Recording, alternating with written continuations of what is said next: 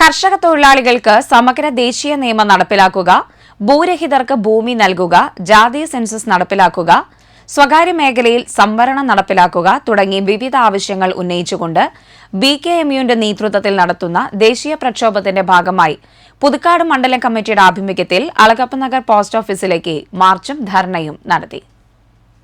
BKMU സംസ്ഥാന secretary VS Prince ഉദ്ഘാടനം ചെയ്തു. BKMU മണ്ഡലം ആക്ടിംഗ് പ്രസിഡന്റ് KS തങ്കപ്പൻ അധ്യക്ഷനായിരുന്നു.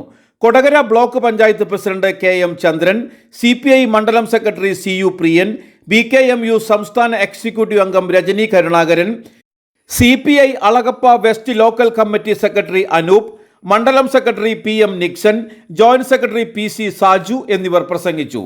മാർച്ചിനും ധർണയ്ക്കും Jayanthi Surendran, VK Karunakaran, Dennis Pulikkan, PT Kishore, KK Subran, Sunanda Sasi, VA Vijayan, NJ Jijesh, VR Rajan എന്നിവർ നേതൃത്വം നൽകി. ഇന്ന് നടക്കുന്ന ഈ സമരത്തിന്റെ പ്രധാനപ്പെട്ട മുദ്രാവാക്യം ഒന്ന്, കർഷക തൊഴിലാളികൾക്ക് സമഗ്രമായ ഒരു ദേശീയ നിയമമുണ്ടാക്കുക. രണ്ട്, കർഷക തൊഴിലാളികൾക്ക് ഭൂരഹിതരായവർക്ക് ഭൂമി നൽകുന്നതിന് വേണ്ടിയുള്ള നടപടികൾ രാജ്യവ്യാപകമായി സ്വീകരിക്കുക. ജാതി സെൻസസ് നടപ്പിലാക്കുക.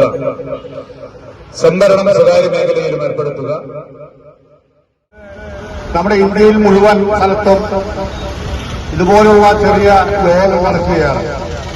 സാധാരണക്കാരുടെ പ്രശ്നങ്ങൾ ഉയർത്തിപ്പിടിച്ചുകൊണ്ട് BKMU നടത്തുന്ന ഈ പരിപാടികൾക്ക് എല്ലാവരും ഒത്തൊരുമിച്ച്